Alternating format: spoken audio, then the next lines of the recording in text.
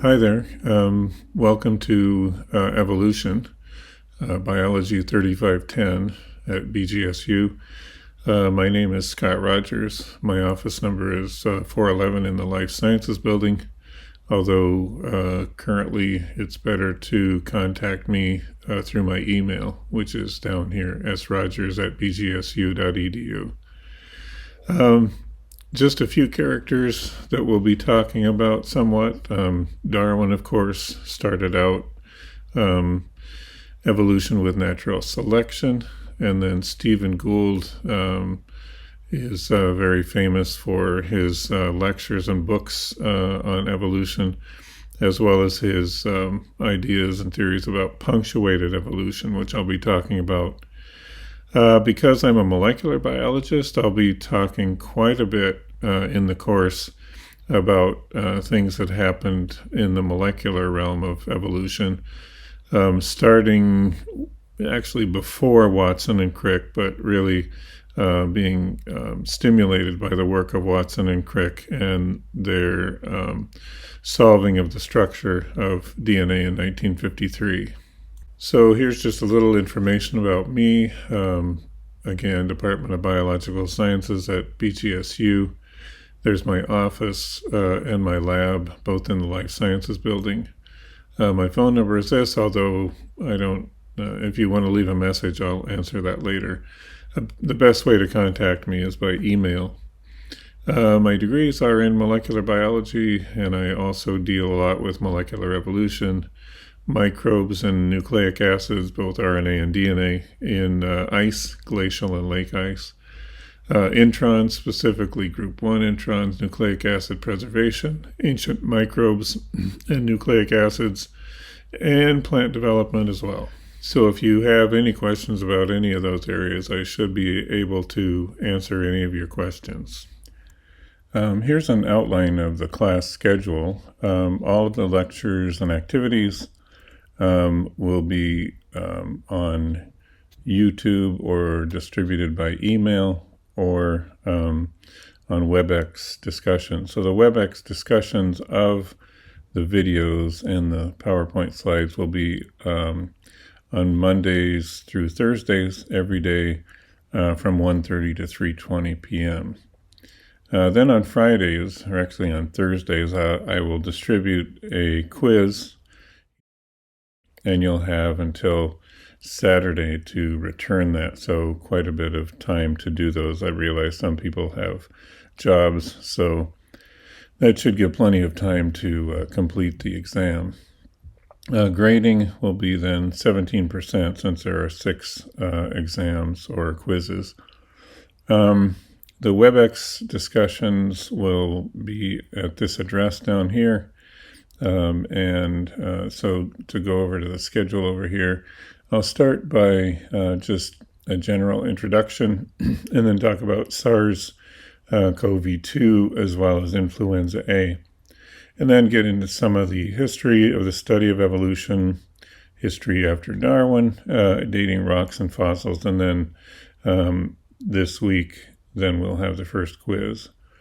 The second week is talking primarily about the evidence for evolution, early evolution of Earth and molecules of life, and then replication and segregation, ribosomes, and translation. That is, some of the basic molecules involved in evolution.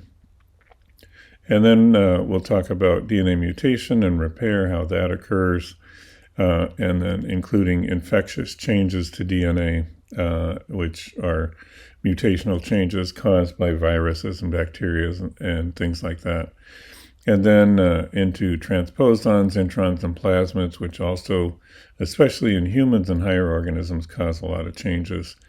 And then some on basic genetics, multicellularity and cell communication, getting to more complex organisms and how they evolve. And then evolution of and development of plants, taxonomic classifications, that is, what is a species. And then into a natural selection, sexual selection, adaptation. And then the last section will be primarily about genomes, starting with RNA and DNA viruses, and then into bacterial and archaeal genomes, parasites, endosymbionts, and eventually eukaryotes. Much of the material that I'll be talking about comes from a textbook that I wrote, Integrated Molecular Evolution. It's just about a year old, so it's pretty up to date. It's also the textbook used for my course that I'll be teaching in the spring of 2021, which is Molecular Evolution, which has an undergrad and a grad component, 4480 and 5480. Another book that just came out this year is a popular book or trade book, so it should be readable, approachable by everyone, in Defrosting Ancient Microbes. And so we've been studying microbes and DNA and RNA in ice for many years, from Antarctica, from the Arctic, and from other places. And we've been finding a lot of different organisms in those. And now, as the ice is melting, those microbes are being released into the environment. And so this talks about some of the impacts of that. Evolution means change through time. And initially, billions of years ago, there was chemical evolution, which led to the biological chemicals which were adopted by biological organisms. So this eventually developed into biological evolution, and both of these are intimately related, both in time and in those organisms as well. In 1973, Dobzhansky made the statement that nothing in biology makes sense except in the light of evolution. And this emphasizes the point that if you're studying biology, the only way you can make sense of all of it, that the way that you can unify it, is by considering the evolution of those systems, those molecules, those organisms. In 1996, Ridley also made a statement that is similar. The theory of evolution is by far the most important theory in biology, the only theory that can seriously claim to unify biology. And evolution really does unify all of biology, as well as some other disciplines as well. So we bring in geology, physics, chemistry, and it unifies all of those studies together. So biological evolution, or organic evolution, really is the change in the properties of groups of organisms over the course of generations. The word evolution comes from a Latin word, evolvere, to unfold or unroll. And so this is to reveal the manifest hidden potentialities. Freeman and Heron, in their textbook, also define it as originally defined by Darwin as the descent with modification. So these are phenotypes that change over time and are inherited. So there's descendants of those characters over time. So the primary types of biological change are developmental changes, changes in the composition of ecosystems, and change between generations. And this varies from talking about multicellular organisms that can move around, those that can't move around, and unicellular organisms such as bacteria and protists. Charles Darwin, originally went to college to study medicine, but quickly decided that that wasn't for him because he fainted at the sight of blood. So when they had dissections of human bodies, he kept fainting and eventually became more interested in natural sciences, specifically geology, more so than biology at first. And so a lot of geologists consider that he's really a geologist rather than a biologist, which he was. His trip on the Beagle, which was originally slated to go only a few years but went 5 years long, He studied a lot about the geology of each of the areas where he went, South America, the tropics, and other places, and also studied the wildlife in different areas and sent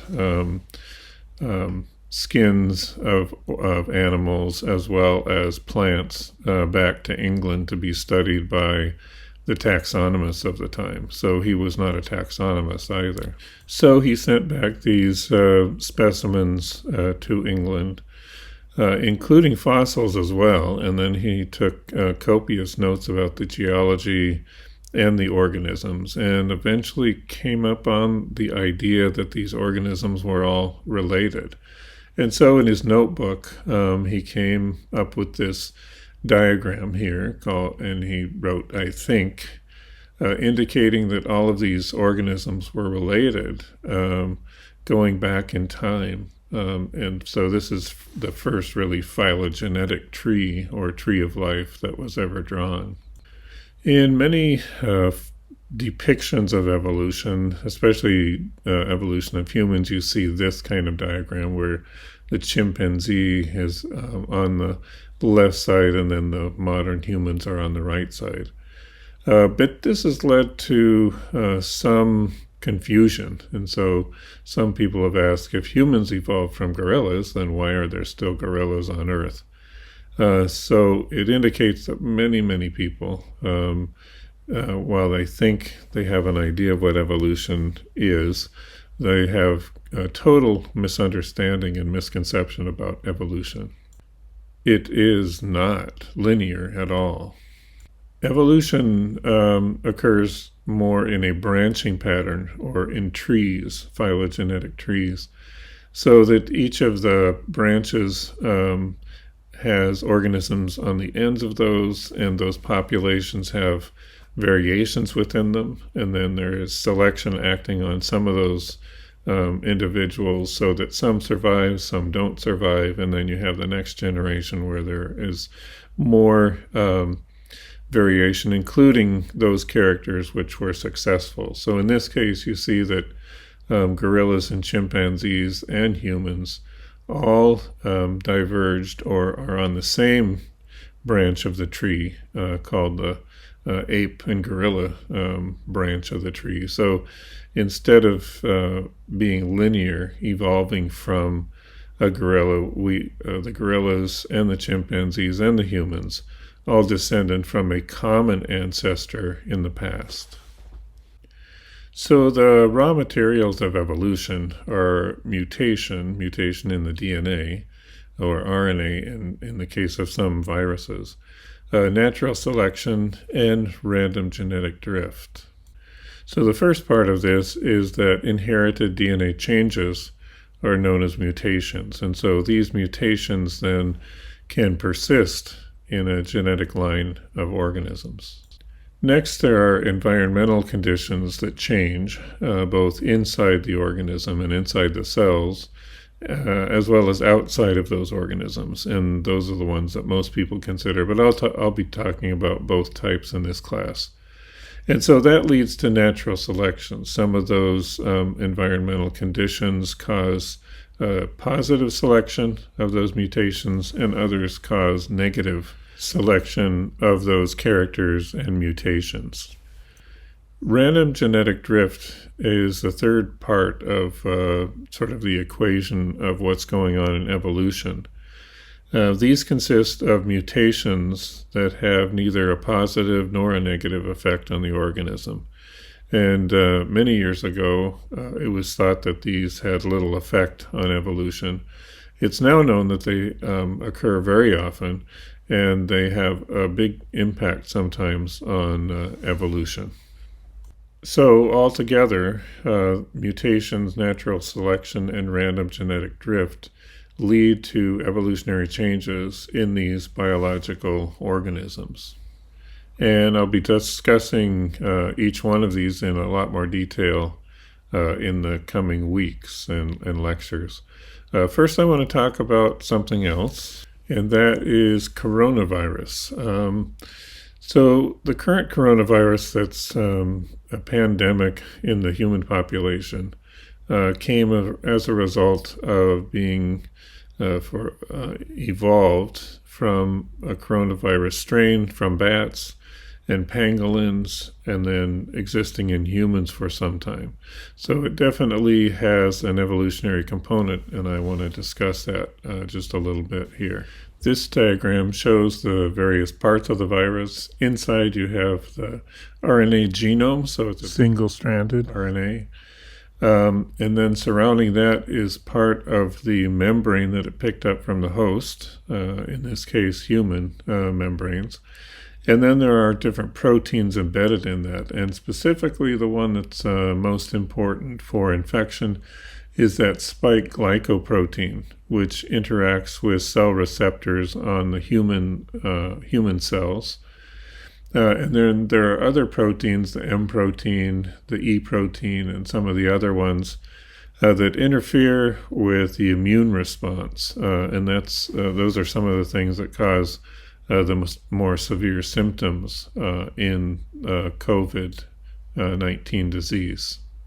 Here are some virions, coronavirus virions in the electron microscope, and you can see those spike glycoproteins sticking out, which interact with cell receptors on human cell membranes. Here are the life cycles of the SARS and MERS coronaviruses. They are related. SARS is the severe acute respiratory syndrome virus, and MERS is the Middle East respiratory syndrome. So SARS, I'll just talk about that mainly, attaches to the ACE2 receptors, which are angiotensin enzyme receptors, and it's enveloped by a membrane of the host cell, the host human cell.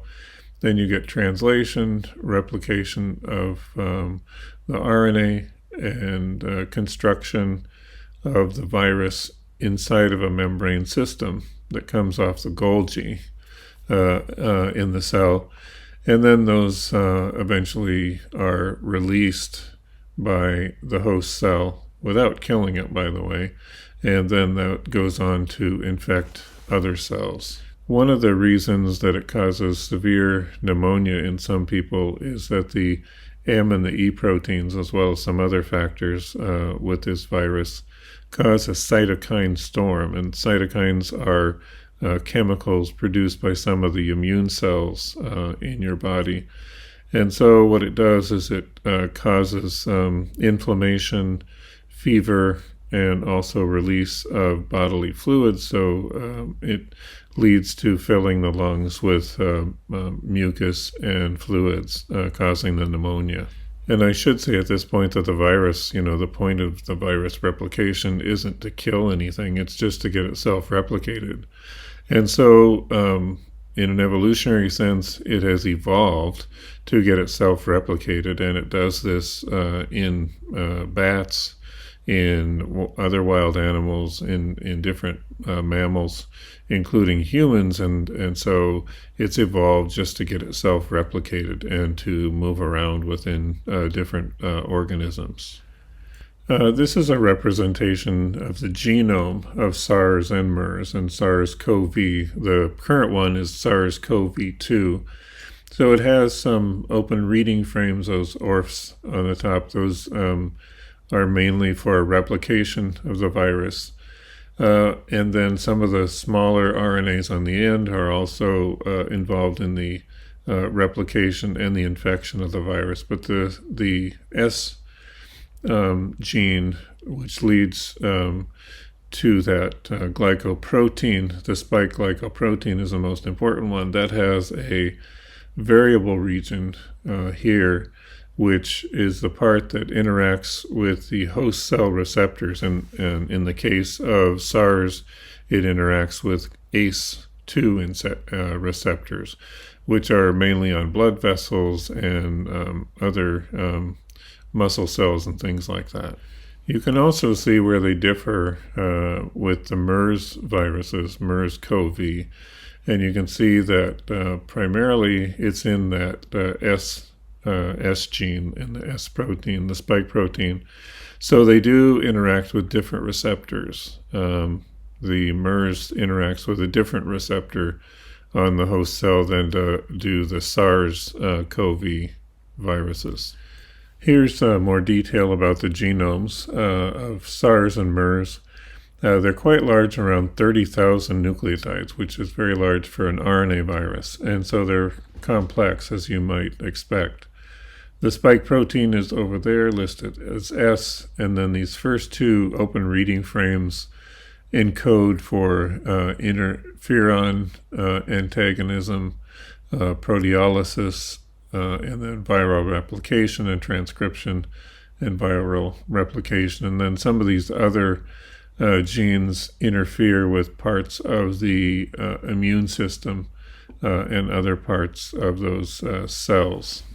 In a recent study of SARS-CoV-2, specifically looking at the spike protein, it was found when compared to other SARS viral genomes that it matched up closely with one of the bat coronaviruses, SARS coronaviruses, as well as some in pangolin.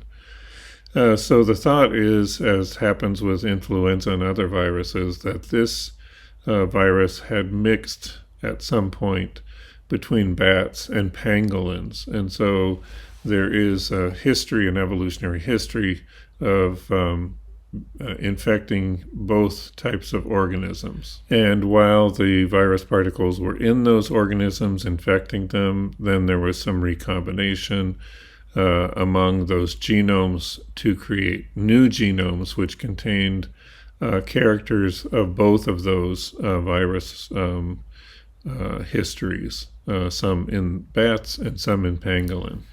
But then there's this piece over here which is completely unique to the CoV-2, the SARS-CoV-2, which is now the organism causing the COVID-19 pandemic. This is a piece that was not predicted to be there, and so it's indicates that it wasn't created in a lab, but it indicates that it had evolved in a human population for some time, because what that little piece does is it causes a change in the spike protein so that it will evade the human immune system for some time. So it obviously evolved within humans for some time so it could evade and become a more efficient virus infecting human cells. So then it has a very interesting evolutionary pattern. It probably started in bats, was transmitted to pangolin. There were some recombination events in pangolin that led to a new virus that had both bat characteristics of the bat virus and characteristics of the pangolin virus, and then it was transmitted either by bats or by pangolin, by eating pangolin or being exposed to the blood of pangolin. It was transmitted to humans, then evolved in human population for some time before it became a pandemic strain that we see today. The next question is, where did it come from? In 2003, there was an unusual respiratory disease that was killing people of pneumonia symptoms in China near Hong Kong. And so that was the first outbreak of this coronavirus, a SARS-CoV, not CoV-2, but the CoV. It was suspected that this came from, originated in the live markets, where they sell live wild animals for sale for food. And so caves near where this coronavirus outbreak was occurring in Yunnan province in China, the bats were assayed for the viruses that they had, and they found some viruses that were very closely related to that SARS virus, the SARS-CoV.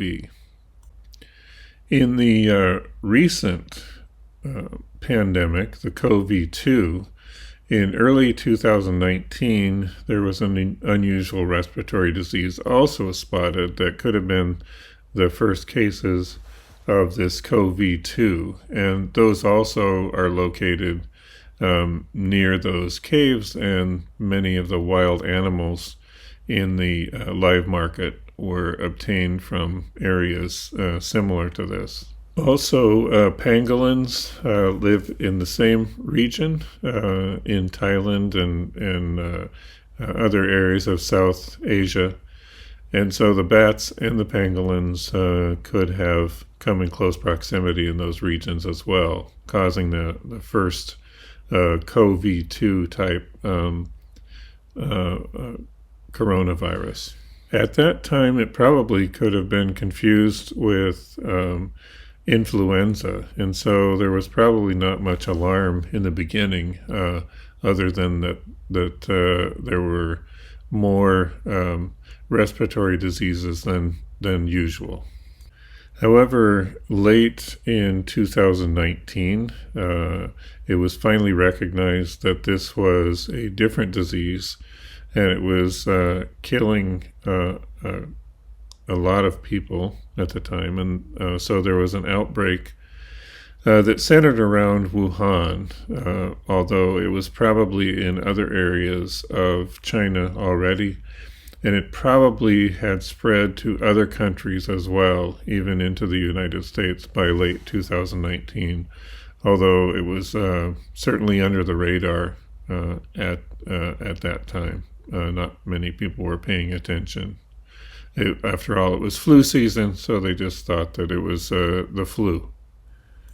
Since that time, now, it's become a pandemic, and it's spread throughout the world.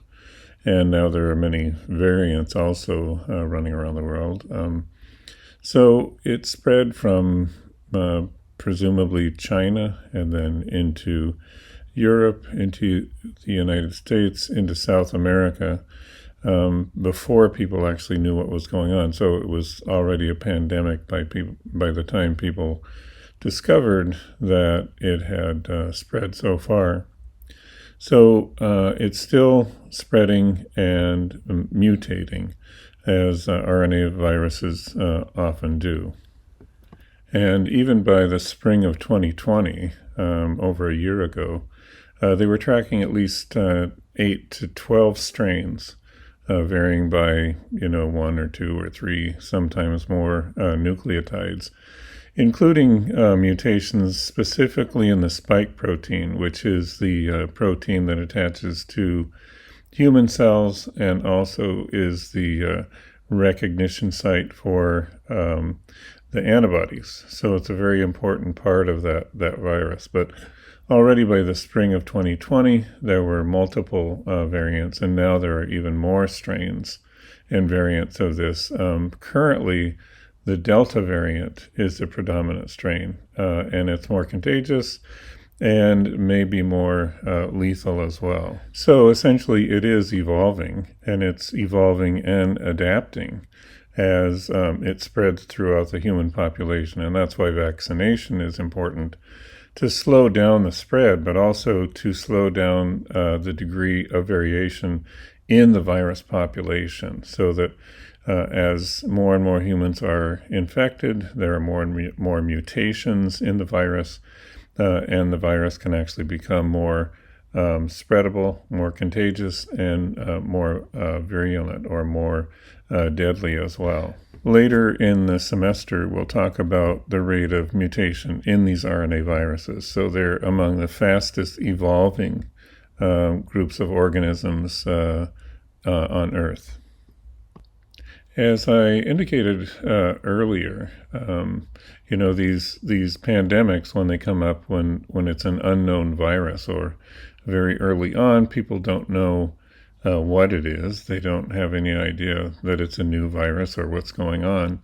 So it's still a question of where this originated and when it originated. It's clear now that it was in 2019, and that's why it's called COVID.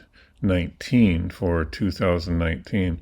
But how early in 2019 is unknown. There are some indications that it had been around the entire fall of 2019 and certainly was recognized as a new virus or a new outbreak by November and December of 2019, both in China and probably elsewhere as well, possibly in the US, even in 2019.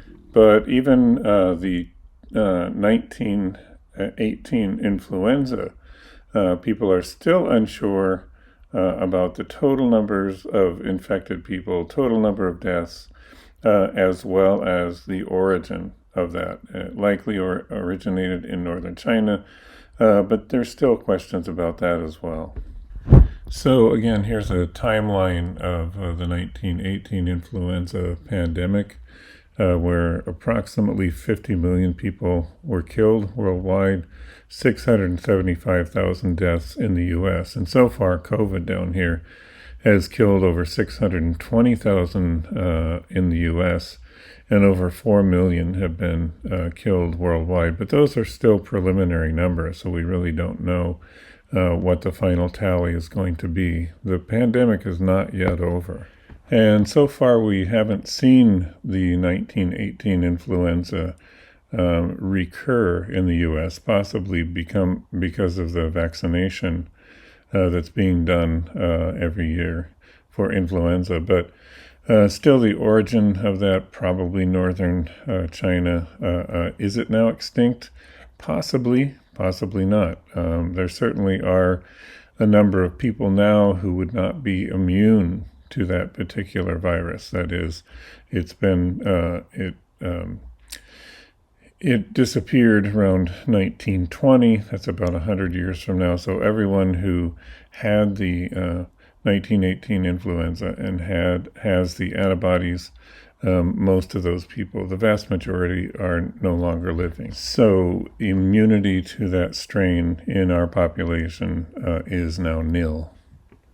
So as I indicated, the pandemic, the COVID-19 pandemic, is not yet over. So you should still practice safe behaviors, including washing your hands, avoid touching your face, especially your nose, which is where most of the virus enters. Wear a mask in public where appropriate. That is, if you're inside with a lot of unvaccinated people, you probably should wear still a mask. Now, even if you're vaccinated, the new strains may be able to bypass the immune system, or at least for a time. So it is possible to get a second strain of COVID, even though you've been vaccinated. And there are likely new variants that haven't been quite recognized yet. So that's another reason to become vaccinated and also be cautious when out among others. Avoid unnecessary contact with others, especially close contact. It is a respiratory disease that is transmitted primarily in the air from one person to the other. And if you feel ill, stay home and away from others until you know exactly what you have and whether it's contagious and whether susceptible people might pick up the disease from you as well. So in essence, just think, the pandemic is not over yet. Just think what seems safe, what is safe and what isn't safe, and go with your brain, think. So that's the end of this initial lecture and video. I will talk to you in the next video. See you later.